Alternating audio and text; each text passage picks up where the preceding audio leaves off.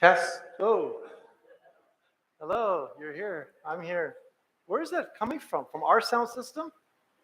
These guys are exceptionally gifted.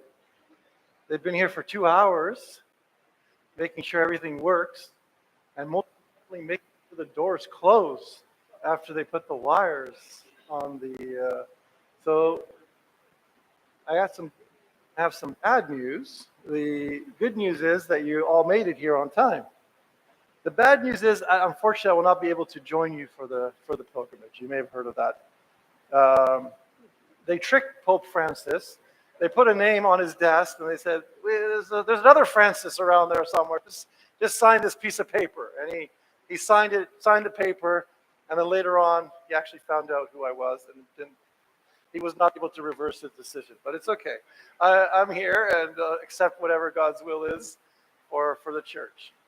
So we're very blessed today. We have our deacon, Elias Cashew, who's been here for 50 years plus, one of the founders of our parish. So you're seeing living history. And we're also blessed today. We have ongoing history. Father Oliver Black just arrived from our parish in New Jersey, one of our largest parishes in the diocese. And he's originally from one of our most successful parishes in the diocese, from McLean, Virginia. They have had more readers, subdeacons, deacons, priests than any other parish, probably maybe more than all the parishes combined. So they're obviously the air is very good, and they're doing something right over there.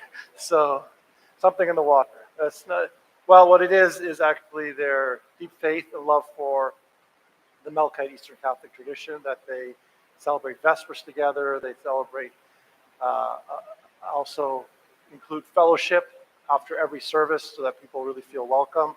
And then also beautiful divine liturgy that is very, very well prepared, well sung, and very respectful. I've been here for 10 years, and I was born in Lebanon. I was raised in Vancouver, Canada. I served in Ottawa, Canada, so I was there for 19 years in total.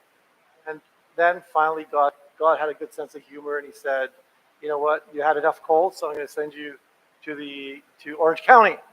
And now I've got to move to Boston because that's where the headquarters of our diocese. So you probably have heard the name Melkite.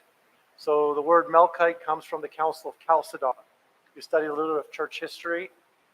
The first, what we call ecumenical council, took place in the year 325. And that was a very important meeting in the life of the church. And when we talk about the church at that time, sometimes we say the Catholic Church in the East, sometimes they call it the Orthodox Church. But the idea in the early days was that it was one church. Before the divisions took place, we believed in one holy Catholic and Apostolic Church, focusing on the word Catholic, which means universal in Latin, but it also means belonging to the whole in Greek. And the idea there is that you can't have a whole if you only have one part of the whole. And that's why Pope John Paul II used to always say we need to learn how to breathe the two lungs of the Catholic Church, the Eastern and the Western lungs. So why are there these two lungs in the first place?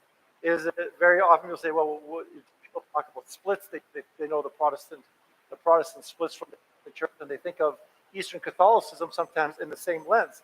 Well, that's not what happens. So the differences in the East are not necessarily divisions in terms of theological divisions that you see between Catholics and Protestants. They are a result of the fact that Jesus, when he lived, as you know, wrote nothing other than he liked to scribble on the ground once in a while. And if we only knew what that was, it'd be pretty amazing, right? So that's the only record we have of Jesus writing anything. However, he did tell his disciples to go out into the whole world and proclaim the good news. And luckily, they did exactly that. And Jesus did not hand them a sacramentary or a prayer book. He didn't hand them vestments. He didn't hand them icons or anything like that. He just said, you know the message. I've been with you for 3 years, day and night. You've seen the miracles. You know the message now. Go proclaim the death and resurrection to the ends of the world. And that's exactly what they did. So the early church, although we think of the early church as starting in Jerusalem, and it did, However, Jerusalem was also destroyed several times in history, and people ended up spreading out. The early apostles ended up spreading out to different parts of what was then called the Roman Empire. The Roman Empire, in brief, without giving an exact, because it was always moving back and forth. But if you think of the oval of the Mediterranean and the countries around that oval, that's basically the Roman Empire. And if you think of, if you've gone to Turkey, you think of the city of Istanbul, that and east is the eastern part of the Roman Empire, and Istanbul and west is basically the Roman part of the Roman Empire. So the apostles, Peter and Paul, went to not Rome. Not Rome. That's exactly the point of what we're doing, yes? They first went to a city. They went to Damascus, yes. Yes, definitely. And then they went to another city where in the Acts of the Apostles, it says that in that city, the followers of Jesus were first called Christians. Antioch, exactly. Acts chapter 11. It was in Antioch that the followers of Jesus were first called Christians. And our patriarch, so the way that the church is organized, we have priests, bishops, and then the patriarch in the east is in charge of all, he's a bishop himself, he's in charge of all the patriarchs, just like in Rome, the Pope is in charge of the universal church. So the patriarch of Antioch for us is now lives in Damascus, even though his see is in Antioch for historical reasons of the fact that Antioch is now part of Turkey, and it's very difficult to operate in a place like that. So one humorous story: our patriarch Maximus IV in the 60s. Actually, to back up a little bit, so we're Catholic, just in case people still have that question.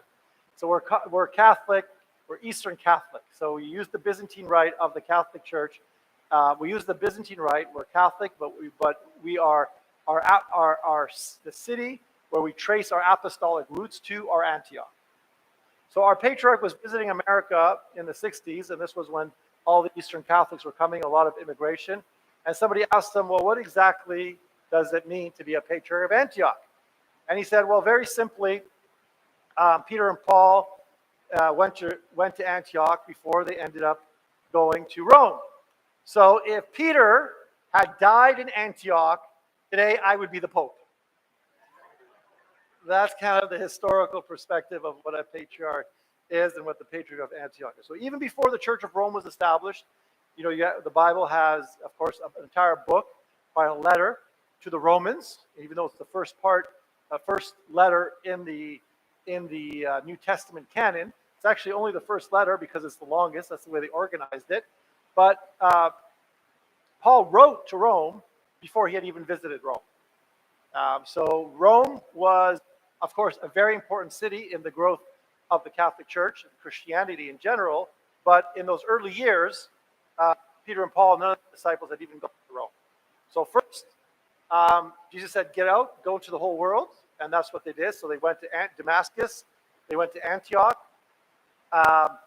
Peter and Paul went to Antioch. One of the disciples went to Egypt, a city of Alexandria. Does anybody know who that is? Saint Mark, exactly. We have a nice Egyptian Catholic over there, so he'll remind us what he's joining us at the pilgrimage. So Saint Mark went to Egypt, and Saint Thomas went all the way to India, all the way to the west coast of India. He walked from Jerusalem through what today is Iraq and Iran, and he ended up all the way in India. And there are Catholics that follow the Syriac liturgy, Syriac church, Catholics as well, that go back and trace their roots to the early times of St. Thomas establishing the church in India. So in the early church, of course, one of the first things that happened was after they went out, they established local churches. And then the Romans started seeing all these Christians pop up from different places. And they didn't like that because the Romans, although they were technically very tolerant people, they had the Roman Empire, but they wanted unity within their Roman Empire. And so they basically said that whenever they conquered an area or expanded, they said, we're so open-minded that we will worship your gods and you worship our gods. And we'll bring all the gods into a building in Rome called the Pantheon, the church of not the church now of all the saints, but at the time, Pantheon, the building of all the gods. So we are so open-minded and we want unity in this empire. And so everybody's allowed to bring any god they want and we'll all worship the gods and we'll all be one big happy empire.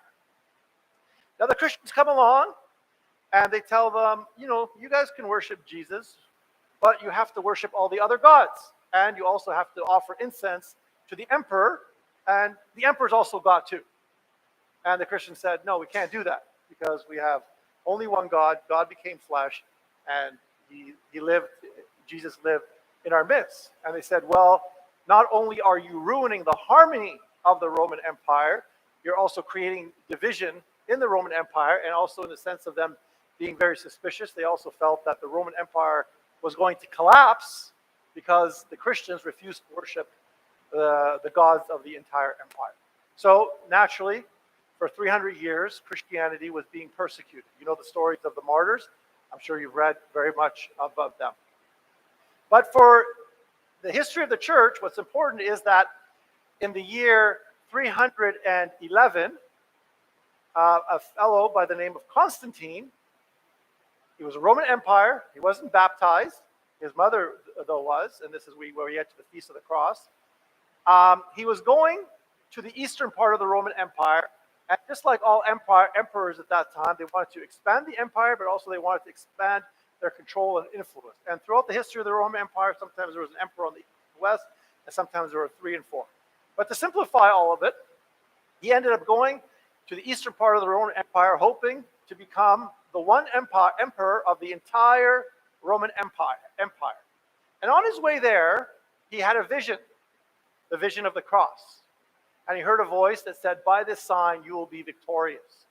And this is the significance of the fact that he wasn't baptized can't be forgotten, because it wasn't like he was an undercover underground Catholic or something. He just assumed, you have to understand his mindset, he just assumed that the God of the Christians is appearing to him and telling him he will be victorious in battle. And so he put the sign of the cross on the shields, and his troops went into battle, and he won the battle of what's called the Battle of the Milvian Bridge. He beat Emperor Maxentius, and then he became the emperor of what was then known as the entire known world. So in order to keep the empire united, he said Rome was an important city of the West, but I'm going to move the emperor's seat and the empire to a little city on the Bosphorus called Byzantium. And being a very humble man himself, he said, and let me now name the city after myself.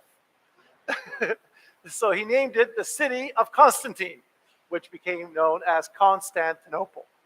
So he moved the empire from Rome, and he the empire from Rome to what was then known as Constantinople. And then he realized that there were Christians here and Christians there, and Christians everywhere, and some would celebrate Easter on one day, some would celebrate Easter on a different date. Creeds were different from place to place. Once again, that concept of unity within the empire. He said, why don't all you bishops gather in one place? I'm not going to interfere in your meetings, but you should have some sort of unity with regard to what you believe and your practices. Not that they believed opposite things, but some creeds were longer, some were shorter, and as I said, some canonical practices were different. And yes, canon law goes back to that time as well, believe it or not. Canon law, church, the law of the church. So all the bishops gathered in the city of Nicaea, which is one of the outskirts, is one of the suburbs of Constantinople, and they put together what we know today as the Nicene Creed. It's technically called the Nicene Constantinopolitan Creed because it was begun in Nicaea and then completed in the Second Ecumenical Council, which is Constantinople. The word ecumenical, has anybody ever had people pronounce it as oikos, yogurt, O-I-K-O-S? So, these companies like to throw Greek words to sound impressive, right? It's probably made in Jersey or something. It's from New Jersey, it just came from New Jersey. So it's a product called cheese, and that means the house, the Greek word. So that's where the word ecumenical comes from. It's the gathering of the household to make a decision regarding the unity of the church. And of course, the last ecumenical council that we know of in the East, which you may be most familiar with, is the Second Vatican Council. It's called an ecumenical council, as opposed to a local council when the U.S. Conference of Bishops gets together, or other councils get together. So 325 was the first ecumenical council. Now, an important thing that happened at the ecumenical council, even though it's not part of the minutes of the ecumenical council, is that when the bishops got together, they said, in addition to having unity in the creed, do we also want absolute unity in or uniformity in the way we pray? And their answer was no.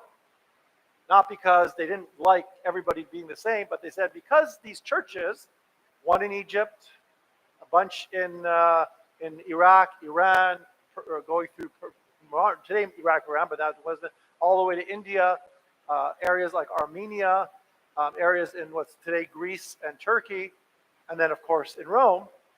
When they gathered, they said these churches did not split off from each other and break off from our original concept of what is right.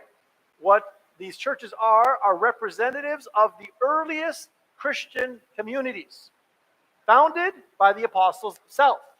And that's why we call our churches apostolic churches. And when we think of, very often you think of the apostolic see of Rome, well, you can't forget that there were in the East, in the West, there was one apostolic see, which is Rome, but in the East, there are literally many, in some cases 50 or 60. We don't have the exact number of churches that they established. But in the East, they ended up developing what we today we call rites, rituals, around 5 major families. And, I'm trying to summarize basically 2,000 years of very intricate history in a few minutes. So to make a long story short, today within the Catholic Church, there is the Roman Rite, which is the largest, but then you also have the Byzantine Rite. So there's one in the West, the Roman Rite, but then there are 4 apostolic churches or rites or rituals or families, depending how you want to categorize them, in the East. The largest is the Byzantine family in the East.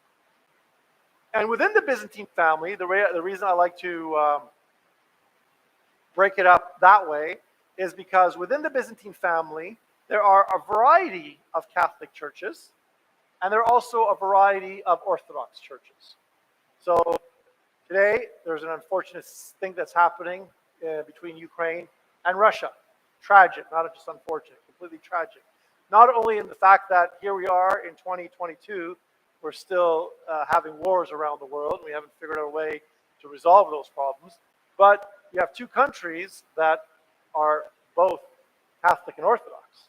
Like there are Catholics and Orthodox in Russia, and Catholics and Orthodox in Ukraine, and all within that Byzantine family, fighting against each other. Unfortunate, as I said, tragic. So you have the Slavic countries that use the Byzantine liturgy, but then there's also the larger of the churches that you may be more familiar with, like the Greek Orthodox Church. They also follow the Byzantine family. But then there are smaller churches like us. So we might be smaller, but we're apostolic. That's why the Second Vatican Council had an entire document, which is exceptionally significant, that they did an entire document on the Eastern Catholic churches. And one of the points that they mentioned, that although these churches are smaller in number compared to the Universal Catholic Church, they still have a sacred patrimony that is traced back to the apostles. That's the key. And also the East is the place of the martyrs.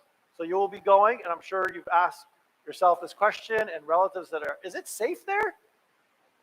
It's safe, but you'll see a tension that you are not quite used to seeing as you travel the streets of the county.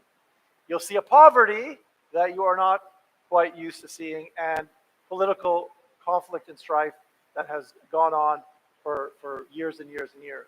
So the Catholic churches of the East, along with the Orthodox churches, share a liturgical tradition, but have also witnessed to this martyrdom of witness into the faith basically for the last 2,000 years. For the first 300 years, up until Constantine stopped the persecution of Christianity, and then, even though it sounds long, 300 years of relative freedom and peace, but then with the rise of Islam, also a lot of the churches of the East were devastated and basically dwindled to its lower numbers. So going back to the five families, you have the Roman Rite, you have the Byzantine family, and then you have a very important family of the Armenian churches, and some are Catholic and some are Orthodox. And the reason the Armenian family is so important is because Armenia was technically outside the Roman Empire. And they were the first nation to declare themselves to be a Christian nation in the year 301. So while the persecution was taking place amidst all the other churches of the Roman Empire, they were able to declare themselves to be a Christian nation. And then you have the Church of Egypt, and that's the Coptic family. So the word Egypt and Copt is actually the same word. It just, over time words get translated and get used a different way. But the word Egypt is basically Coptic, which is the ancient word for that area. And then you have the traditional churches of the Middle East and Jerusalem are the Syriac family of churches.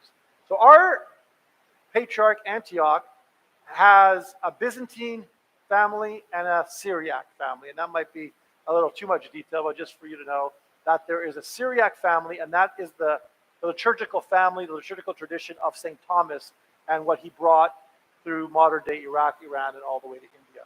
Are there major differences? There are no differences in beliefs.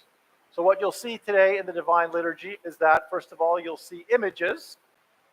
In Roman Catholic churches, those statues. In an Eastern Catholic church, they're icons. And now, of course, the iconographical tradition, which was started in the East and also defended theologically by St. John of Damascus, is found in almost all churches and any school, an icon.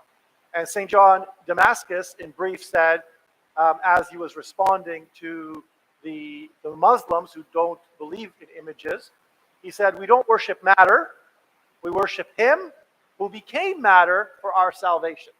In other words, God became flesh, God became visible. In the Old Testament, nobody could see God and live, but in the New Testament, God became flesh and God was visible. And since God became visible, became flesh, became seen, we have the right to portray God who was seen. We're able to reflect. And in addition to that, we also portray the saints, and we portray the life of the saints and the life of Jesus.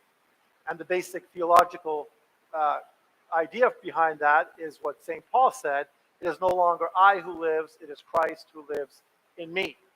All the theological statements, the early statements, the spiritual tradition of monasticism, all that started in the East. So St. Benedict took the concept of his rule from St. Anthony and St. Basil the Great. So all these things all started in East. Not that anybody's better, but when we're talking about Eastern Christianity, we're not just talking about another church that's abstract or a little different. We're talking about the historical development of the Catholic Church that took place in the East. So going back to these icons, and that will kind of tie us into why an Eastern Catholic Church looks a little different. Let me just see time. Deacon Ken, I think Bishop Van should be arriving shortly, in about 5 or 10 minutes, just to have somebody welcoming him. So what our church, the way our church architecture is put together is that we put our faith in practice. We put what we believe in how we organize and how we decorate the church. So this actually was a Scandinavian Lutheran church. So hopefully in a few years we'll be able to build our own church. But we've tried to make it as Byzantine Catholic as possible. So I was telling Father Oliver, the way the roof is is done is that when the missionaries went to places like Sweden and Finland, they went on boats. And then as soon as they landed, they flipped their boats upside down, and that was their chapels. That was their churches. So this is a Scandinavian style where it looks like a boat. So we can't quite change that, but this is uniquely part of the Byzantine tradition. So this is called an iconostas, which we have all these fancy terms, but they often mean something very simple. All it means is the place where the icon stands. The icon stands. So the main icon, the word icon is image.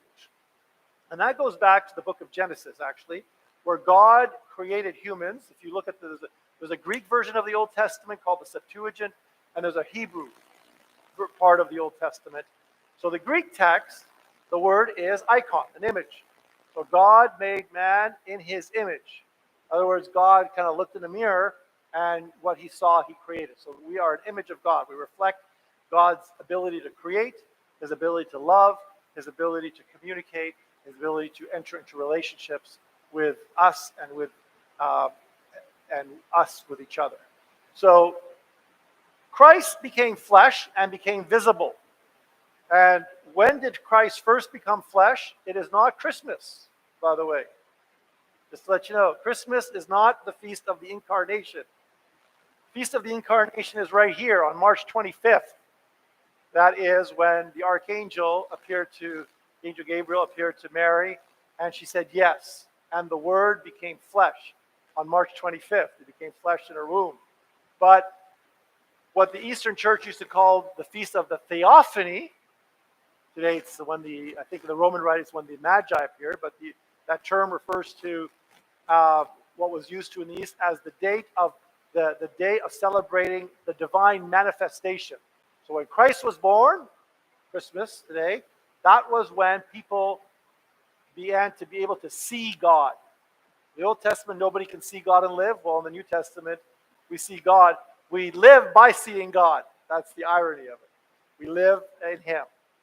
And so this icon reminds us, this is the key icon on which everything else is built. That God became flesh, and we are able to see Him. Now, other saints, the word saints means holy. They are holy not because they were able to throw a football further than anybody else, but because they reflected the life of Christ.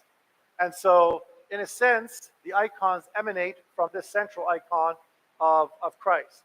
So St. John the Baptist pointed the way to Jesus. So he is always presented in a Byzantine-style church in this way. And that's why I mentioned the families rather than particular churches, because when you go to Jerusalem, you might go into a Greek Orthodox church. If you end up going across the street from the old city, you'll go into a Russian Orthodox church. You might go into in Nazareth, the synagogue where Jesus taught, and that is actually a Melkite Catholic church. So you'll be visiting all these places, and you're like, what is going on? And you'll see in the Church of the Holy Sepulchre itself a variety of different sections that are set apart for the different early Christian communities. So you go to the tomb of Christ, and right behind it, you'll find an altar for the Coptic Orthodox Church. So that's the Church of Egypt. You go on the roof, and then you have the Ethiopian Orthodox Church, which are also part of the Coptic family. And then other parts there's a Syriac, and of course the Roman Catholic Church is in there as well. So if you've never been to Jerusalem, it's not a church in the same way we think of most churches. It's a church with a variety of churches and sections that all these ancient churches have, for a variety of reasons, held on to different sections. So this iconostas is found in a Ukrainian Catholic church, a Russian Catholic church, a Greek Orthodox church, a Greek Catholic church, Romanian, Bulgarian, and Ruthenian, and a variety of others. So the idea here, first of all, is that Christ is facing you. and that when you're praying, you're facing Christ. And then we have the centrality of the Annunciation, and these are called the royal doors. Nobody's allowed to enter into these doors, including the priest. However, during the Divine Liturgy, or what you call the Mass, a priest enters into it only if he's carrying something that represents Christ. That is the Gospel book. There are two processions in the Byzantine liturgy. One is with the Gospel, which the priest, the deacon, and everybody brings in, and that reminds us of Christ walking among his people. Emmanuel, God is with us. God walked among his people, and when the priest walks around, you'll see people making the sign of the cross. The second procession is with the bread. It's kind of like the offertory in the Roman Rite, and we'll prepare that in advance, and then the priest walks around again, reminding us that not only did he walk among the people, but he also willingly walked to the cross and then accepted his death. And so we start from this side, and there's an icon of the nativity, the icon of the birth of Jesus, or Christmas. And so that movement that takes place is that Jesus is moving from Bethlehem throughout his earthly life all the way to the tomb, or the cross, and then placing in the tomb. So the altar, when I open it, you'll see it's square, and it looks like a table, but also looks like a tomb. So the consecration, of course, takes place here, and then the priest communicates you, and you're all allowed to receive communion because you are all Catholic, and if you're prepared, you are welcome to receive communion. What is different? Some people ask me what is different. There are things, so the way we do things is different, but the belief in what we're identical. So we believe in the key elements that unites us as Catholics and distinguishes us from either Protestants or those who have even split off from Protestantism. We believe in Jesus Christ, who is true God and true man. We believe in the incarnation, that God became flesh. We believe that the bread and the wine becomes the body and blood of Christ. We believe that when we receive this body and blood of Christ, we allow Christ to enter into our life. We also believe that as the infrastructure of the church, as found in the Acts of the Apostles, there is a hierarchy with an apostolic succession from bishop to bishop to bishop, and priest and bishop to priest, all the way on. So all those key elements of what we believe as Catholics is found among all these Eastern Catholic churches, unlike, for example, a Protestant church, who they might appoint a pastor. They don't believe in the real president. They don't believe in icons and images and a variety of other things. And then you have offshoots of Protestantism, like Mormons and Jehovah's Witnesses and Seventh-day Adventists, who don't even believe in the divinity of Jesus Christ. So this is kind of a foundation that all these Eastern churches and the Western apostolic churches believe in the same thing, but practice it a little different. So you have the royal doors, and the priest enters in twice, but only if he's carrying something that represents Jesus himself. And it's covered for a sense of reverence and importance, that this is not just something that anybody can walk in. We are celebrating the sacred mysteries. We call them the mysteries, and that's coming from St. Paul's word, that this is an awesome mystery. And the mystery does not mean that we cannot understand it. It means that God's love for us and the plan of salvation is so great, we can only understand a partial element of it. There is so much more. Even if we say, we all agree that the bread and wine become the body and blood of Christ, what does that actually mean? Like the implications of that, or the magnitude of that, or we say God became flesh.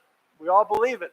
But these words that we use as humans actually only represent a partial element of the enormity of this reality. So in the East, connecting to the words of St. Paul, we use the word mystery for a lot, and we also use the word mystery for what you know of as the sacraments. The word sacramentum, Latin, sign. East has focused on titling them. Same 7 sacraments, but focusing on the fact that even what you see, even the sign that you see, is only a partial element of the magnitude of of the reality that no human mind, also once again St. Paul, no mind can fully comprehend that reality. So Mary is here at the Annunciation, and then Mary is always at the right side of Jesus. At the Queen, we say a prayer, at the Queen, at his right stood the Queen, clothed in an embroidered mantle of gold. You can study the history of Mariology. Scott Hahn has an excellent book on that, Mary, Queen of Heaven, I believe. The idea that Mary is a fulfillment also of the Old Testament prototype of the Queen Mother, who was always next to the King. So Mary is here, and Jesus is here.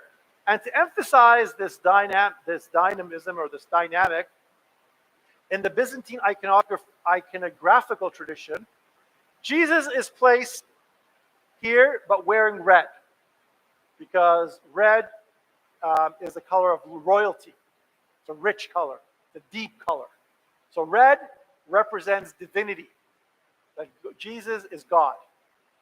But Jesus is not just God who floated around and then kind of did some miracles as distinct or disconnected from reality.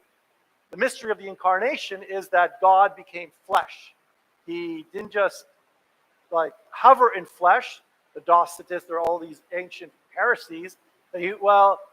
Jesus only appeared like a human because God could not really become man. So but the correct teachings of the early church, and that's actually where the word orthodox comes.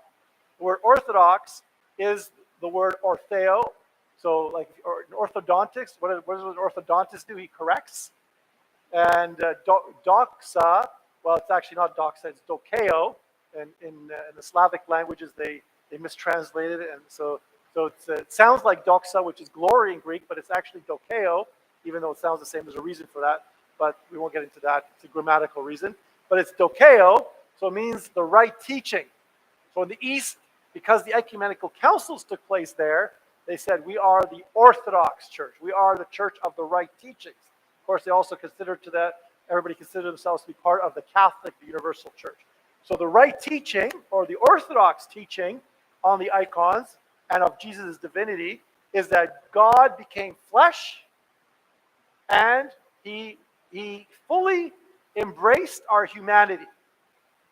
He is fully God and fully man. That is the Orthodox Catholic teaching on the incarnation. Not partially, not a little more man, a little less, fully God and fully man. Now, what that fully means, once again, is hard to fully comprehend, but the essence of it is that God did not hover around humanity. He took on our flesh, and like St. Paul says, he became like us in all things except for sin. So Jesus is God, but blue is the sign of the earth. And you know why? People think of green. When people think of like nature, they think of green. Why do you think in the iconographical tradition we use blue for the color of the earth? Because of the color of water, exactly. So even green grass without blue turns into yellow.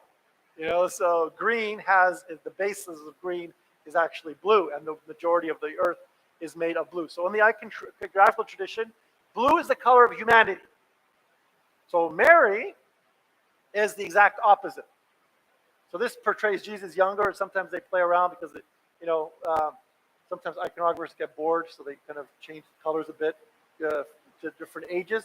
But here you have, let's just not look at Jesus for a little bit, but Mary, and that's why Mary in the West is often wearing blue. She's human. The statues and different pictures sometimes have red, but for the most part, she's always portrayed blue. But the red, the blue, she's the exact opposite. So she's human. She was born in a regular way. She was raised every way, same way. Of course, we also believe that she was born without sin, but she was a human person. She was human, born from parents, father and mother. However, when the Archangel Gabriel appeared to her, she carried the divine. So blue, she's human, but she carries a red outer garment to show that relationship between the human and the divine. So she's placed here with a red outer garment representing that she carried Christ. Christ, not only did she carry him, Christ became flesh in her womb. And then she's given this title, the Mother of God.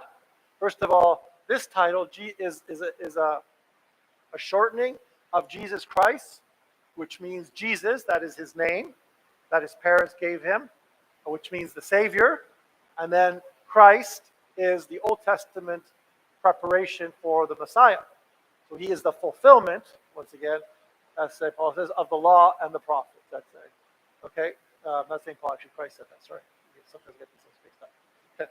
So Jesus the Christ, and then Mary is the only name in all the icons that you'll ever see who doesn't have a name. That's not the name for Mary. She is given a title which is more important than a name, more important than her name. So if you think of it as, let's say, one of your friends becomes the president, your best friend becomes the president of the United States. You might still call them by their first name, but you'll most likely call them Mr. or Mrs. President. So the title becomes significant of what they have done and their accomplishments. So Mary is given the very important title of the Mother of God, and that was also formulated in the early ecumenical councils as they were trying to formulate the wording that would become the correct teachings of the church. And they said, well, since Mary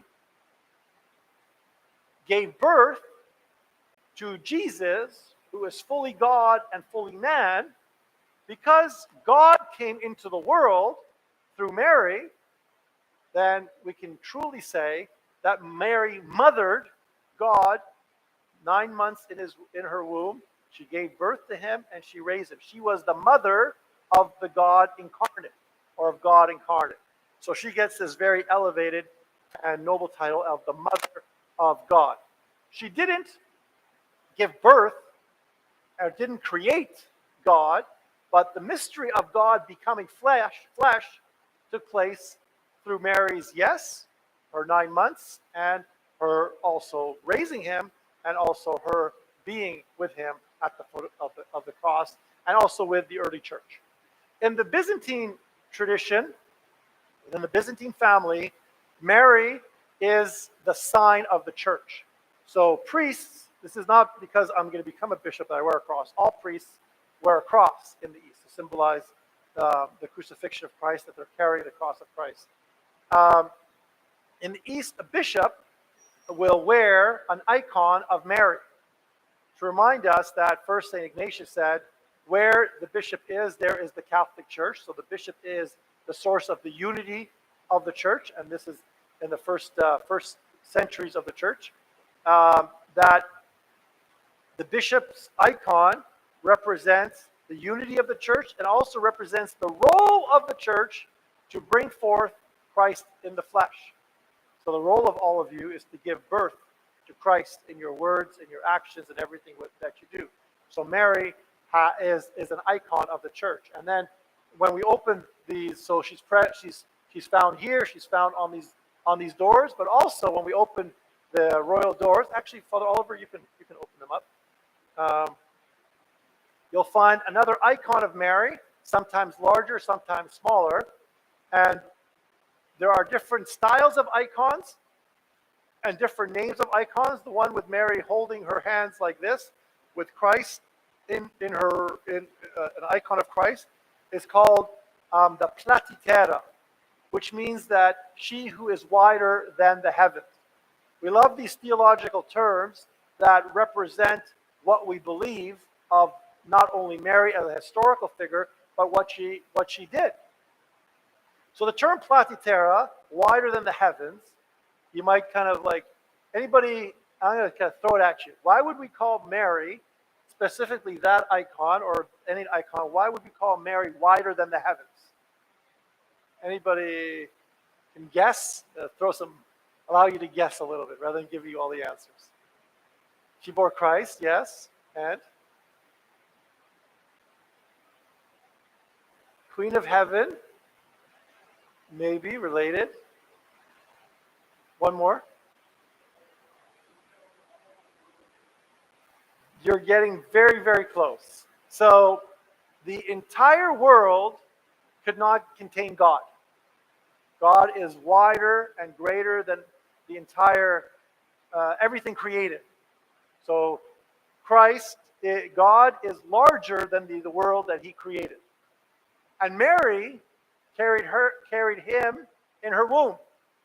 Therefore, she's given the term of the Placentia. She is wider than the heavens because she carried Christ, who is wider than the heavens. So it's not just about how important her I do was, which is very important, but also her relationship in the mystery or the plan of salvation. Now, without her, the incarnation would have never taken place. And one other unique factor in Byzantine iconography, which is slightly different than in Roman Rite depictions of Mary, is that Mary is never portrayed alone. Never an icon of her other than the one on the royal doors, where of course he's in her womb. Jesus in her womb. Because to emphasize this relationship that Mary walked with Christ, everything he did, she did, and everything, everywhere she was, he was as well. So to emphasize this relationship and that she gave birth to him and is the mother of God.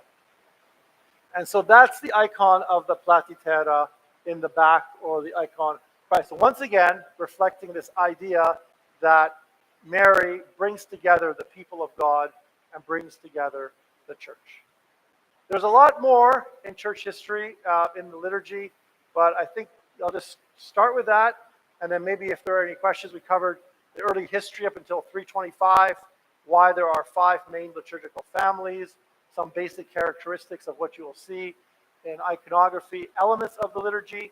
One other element that you may not be used to is we use leavened bread to emphasize the resurrection of Jesus. He rose from the dead.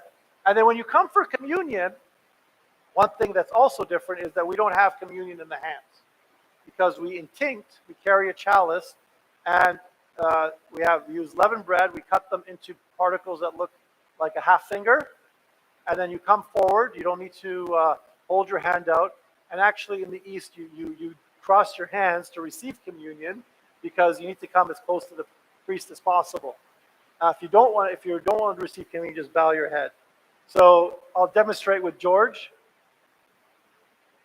So he'll come for communion, and I'll have the chalice in my hand. Stand sideways, George. He'll come forward, and then cross your hands, and then open your mouth a bit. You don't need to bend down, but just open your mouth out, and I'll put communion. So basically, open your mouth and look up, and then we will put communion in your mouth, which is the body and the blood of Christ together. So one thing that I was talking to Father Oliver about this, that we could, as Eastern Catholics, we kind of like have an inferiority complex, but that's okay. So now I'm kind of trying to recover from that. There are several contributions of the Eastern churches to the Catholic Church that we know after the Vatican Council. In addition to the ecumenical councils, the great saints, monasticism, iconography, etc. At the Second Vatican Council, for those of you who know, familiar with a bit of church history, before Vatican II, there wasn't concelebration. There's a long history of concelebration, back and forth, but priests generally did not celebrate. So one of the contributions of the Eastern Catholic churches was concelebration, reminder to the Universal Church that we had maintained concelebration. That is when there are 2 or 3 priests, they celebrate together. Another one was actually the most well-known thing of probably the Second Vatican Council is the vernacular. All the Eastern churches focused on the vernacular, even though the Bible was written in Greek. In the Ukraine, there was Ukrainian. In the Middle East, you use Syriac and other languages. There was an emphasis in the Eastern churches on, there was no sacred language per se, and that was one of the things that also Eastern Catholic churches contributed to the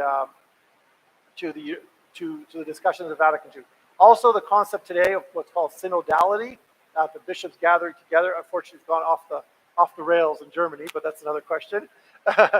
not that synodality, synodality that it actually invents a new church, but that's something else. So the basic structure of an Eastern Catholic Church is that all the bishops get together once a year, and they make decisions appointing bishops, you know, replying to everything, or just everything that has to do with the church.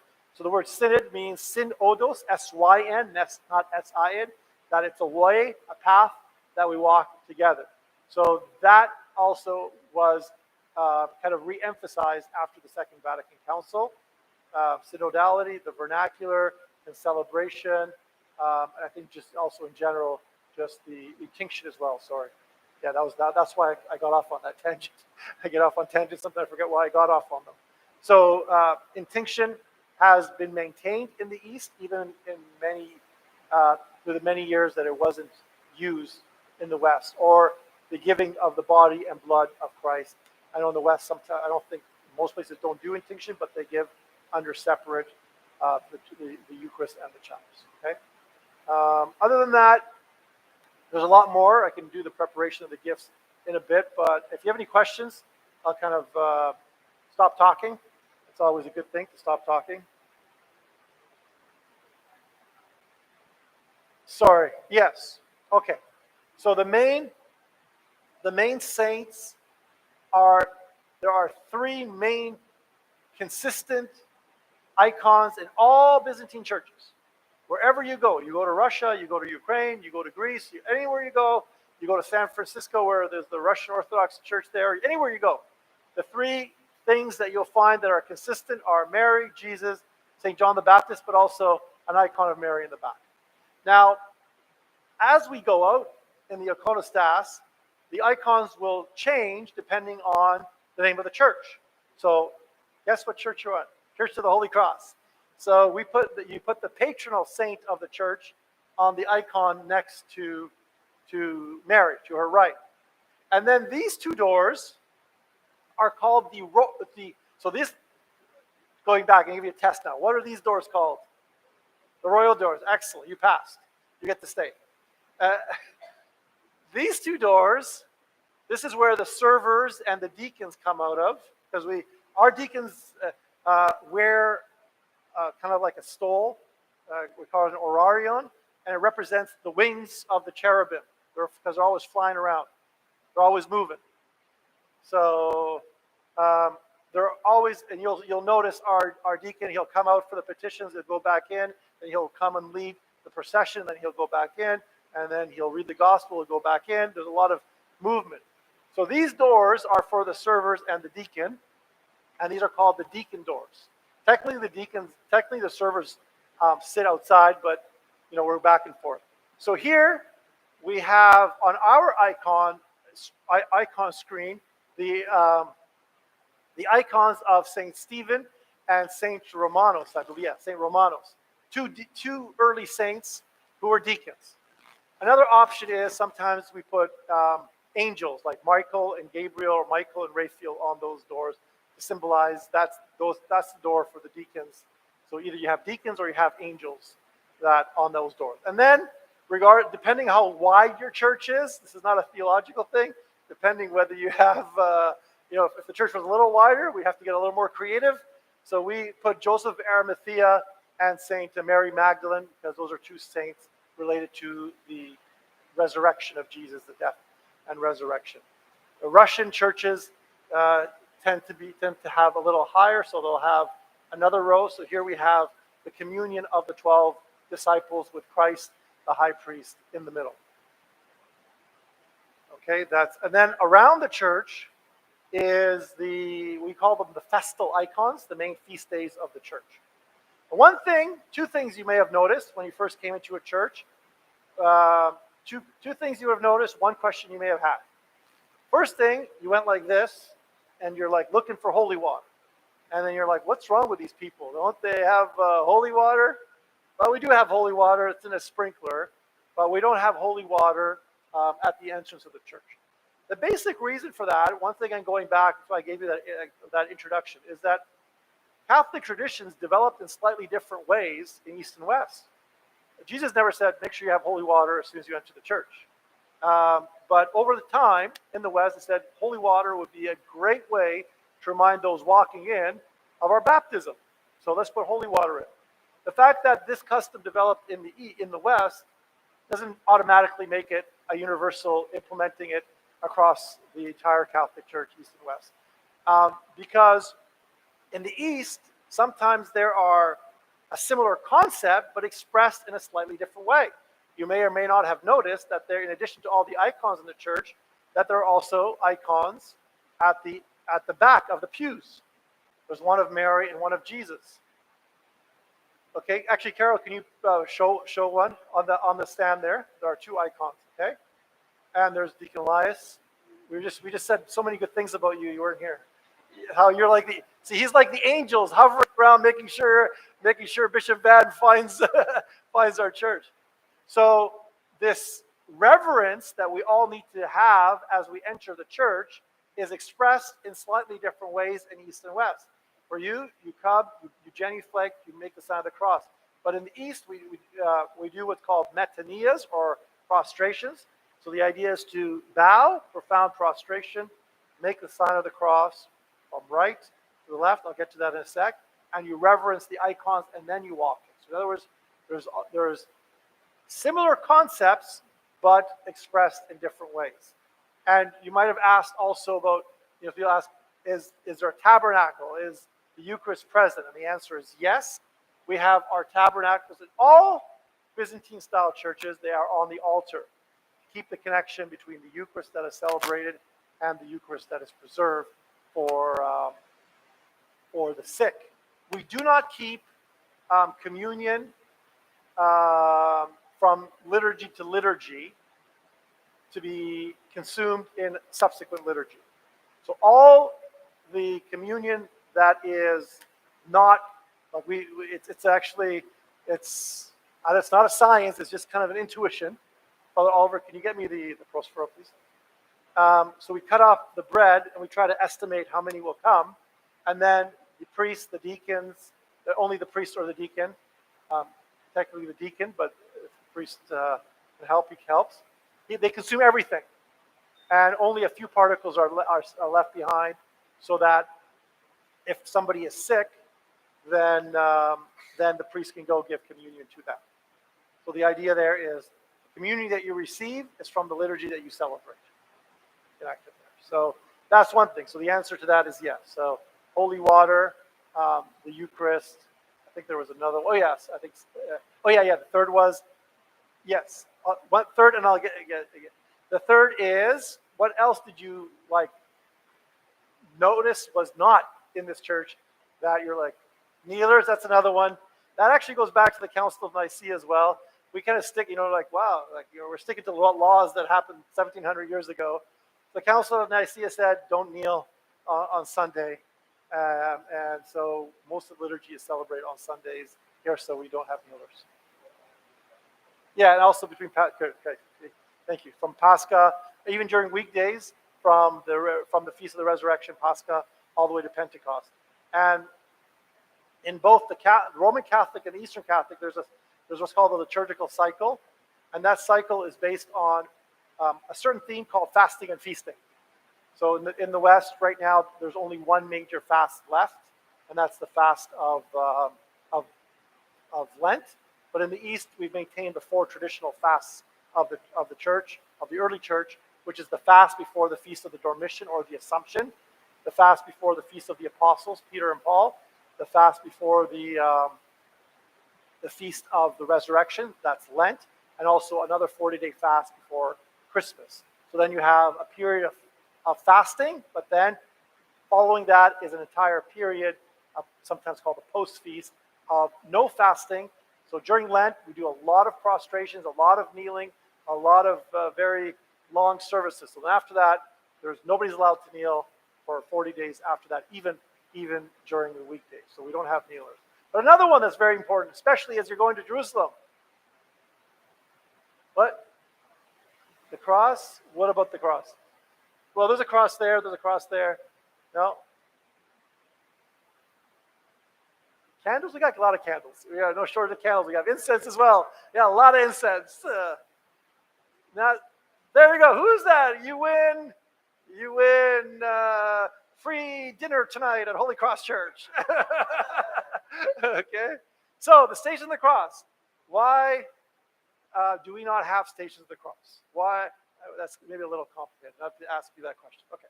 You will be going to Jerusalem, and one thing that is on your itinerary is you are going to walk the Stations of the Cross. So in the East, the Stations of the Cross were right there. They never thought of putting the Stations of the Cross in their churches. But in the West, when pilgrims started going to Jerusalem, one of the main things is you do the Station of the Cross. And they said, well, we can't really go there all the time. So let's have the Station of the Cross in our church. And so that custom developed that all churches have the Station of the Cross in the church. And in addition to just being there, Lent becomes a time where you do the Station of the Cross.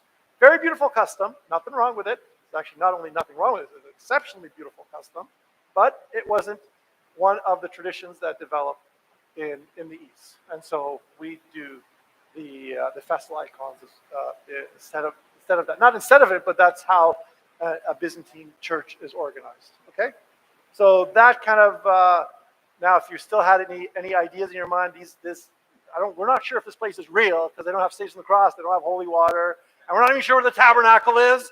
I don't know what Father Eamon is doing bringing us here, anyways. So now, hopefully, all that is cleared up, and we're on good terms. Not that we weren't before. So this is the Eucharist. We have one of our older ladies. She's been probably doing it for the last 40 years. She prepares the Eucharist, leavened bread, and then on it is a seal. And that seal is Jesus Christ conquers. Jesus Christos nika. Jesus Christ conquers or is victorious, depending on how you translate it. And then on the right side is a particle. That particle is for somebody who's always on the right side of Jesus, Mary. This part is for Mary, and after we cut these, we put Jesus in the middle. That's called the Lamb, and then Mary is always everything we do. Mary is right there. She's always right next. Even in our prayers, there's a prayer to Jesus. Glory be to the Father, Son. There's a prayer to Mary. Two together. Plan of salvation. And then the angels are always hovering around Jesus and part of his ministry. Okay?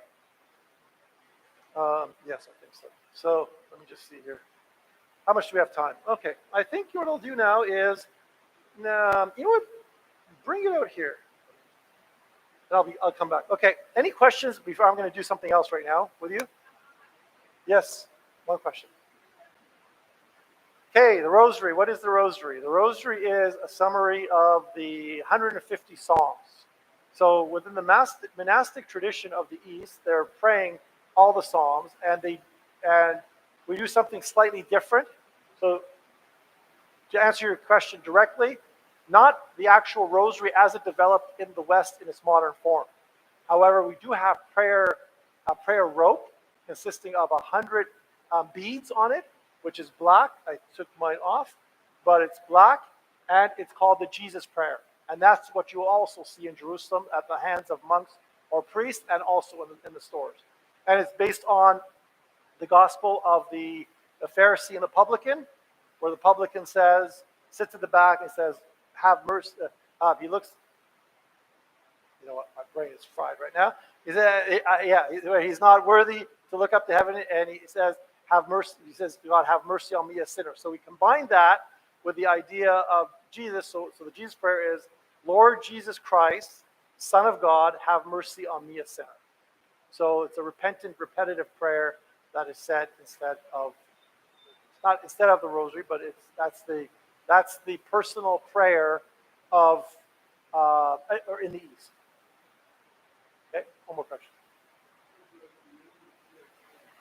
They're all the same. All the sacraments are the same. Same sacraments, however, celebrated a little differently. In the East, Melkites and all the Eastern Catholic Churches, we've kept the 3 sacraments of initiation in the order. That was another point of Vatican II, by the way. So in the Roman Rite, if an adult is baptized, they receive 3 sacraments together in the order that is done in the East. So a person is baptized, and similar to Christ, rising up on the water, and then the Holy Spirit appears. So they're given confirmation, and then they're given the Eucharist. So you'll see some overlaps, and whenever there are overlaps, most often is that in the East we are maintaining the oldest custom, and in the Roman Rite they've adapted something that reflects the old custom. Without getting into the history of communion, because even in the Roman Rite, there was a time that it was delayed going back and forth in confirmation. Even today, nobody really knows what date confirmation is going back. But in the East, they're called the sacraments. In the West, they're called the sacraments of initiation. But in the East, they are kept together. So a priest baptizes, confirms, and gives communion all at once. We don't have first communion is at the time of communion. Of course, we have catecheses and training, but the idea there is the person becomes full baptized Christian, baptized, confirmed, and then has a right to receive communion. So you'll see children receiving communion, little particle in their mouth. That's Arabic. So the languages of the Middle East have shifted. You go back 800 years before Christ, Hebrew, and then there was a Babylonian exile. They went to Iraq, came back, started speaking Aramaic. Aramaic got replaced by Arabic with the Islamic expansion, but even before, Greek was the language of the Roman Empire. So the language that the official language was Greek, and that's why the Old Testament was translated from Hebrew into Greek, and now the official language of the Middle East is English. It's like they all watch Hollywood movies, so it's all the young kids talk English, right? Yes. You're welcome. Joseph, yes, one of the, if you want, the good thing is within the entire Catholic tradition, some parts of the tradition have developed something very strongly that others have not quite developed the same way. Joseph is not portrayed in the same glorious fashion in the East and in the early church the same way Joseph is portrayed in the West. Joseph is actually portrayed in a partially negative way. I hate to break it to you. He's still a saint, he's still important, but the Gospels themselves don't say anything of Joseph, and that's part of the reason. So this is Saint Joseph right here in the bottom left at the Nativity, Jesus of Mary, of Christ being born. So he's sitting in the corner, and he actually, in the West, he's represented as the strong man, but in the East, he's represented as us, the doubters, or questioning. So he's sitting in the corner at the birth of Jesus, and he's going, how did this just happen? What is going on? Is this for real, right? And he's questioning all this. Not that he's not important, because he still has a nimbus, which is he's still a saint. And to his right is the devil. He's telling him, this is not, what you think happened didn't happen. She's not a virgin. He's tempting him, and so he represents us. However, he still remains faithful because he continues. This one doesn't have the flight to Egypt. We also have an icon called the flight to Egypt, which he responds in the proper manner, and he does eventually take care of Mary and Joseph. So, in addition to that scene, although it's not a biblical scene, the iconographic tradition is not necessarily everything from the Bible. It's also part of what we call the tradition of the early church and the early concept of Saint Joseph. We also have, I mentioned, the Docetists, who didn't believe that Jesus really became flesh. So that icon there on the bottom right is Jesus being washed. So, and actually, it was Joseph who brought the midwives to help Mary help Mary with the birth of Jesus, but also washing Jesus after he was born. The reason that story makes it into the icons and why it was related to the Docetist heresy is because this shows that Jesus was fully human.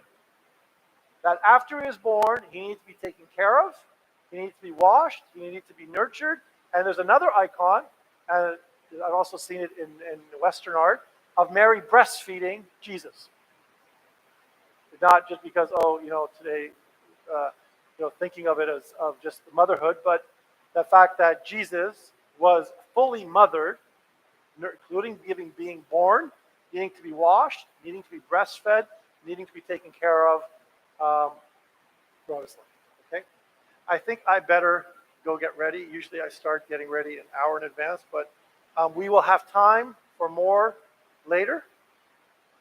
And if you had more than you can handle, that's fine too. We have things that you can drink. But I'm going to have to prepare. Usually I start preparing much earlier, but we will have time for more questions, and I will say some of the prayers out loud that I usually say in preparation. So we have 3 preparatory services, if you will, right? Even before we start the Divine Liturgy. That's why we're here so early. We have a liturgical service, not too long, for the priest that he says even before he enters the icon area. And then there's another prayer as he's vesting, another prayer as he prepares the gifts. Every particle that he cuts has a special prayer. And then finally, the liturgy begins. Sophia Rose, did you have a question? Sorry, your hand was up like half an hour ago.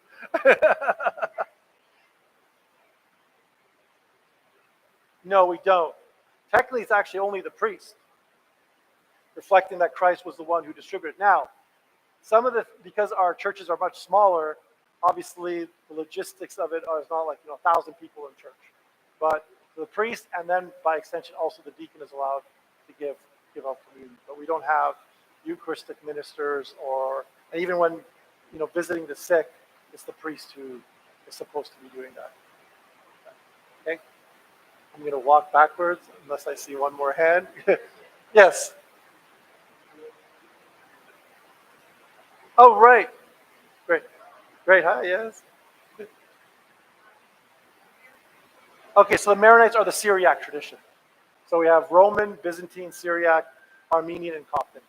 So the Maronites fall under the Syriac tradition. Very similar in structure, but they actually use the words of Jesus in the Aramaic for the institution narrative. So these are the ancient churches of the East that, so once again, the belief is the same, but just the way they structure the liturgy and the way they do things. Really, I'm going to really have to kind of get ready right now. We have the icon. Somebody's going to take care of that. Oh, you know what? I'll get vested and start. You know what? Doesn't look like it's super packed. So, you know what? I'll do it. You know what? Why don't you do this with them? Why don't you pray the doors? Tell them what it is. Okay. Oh, yeah. Why don't you tell them what you're doing?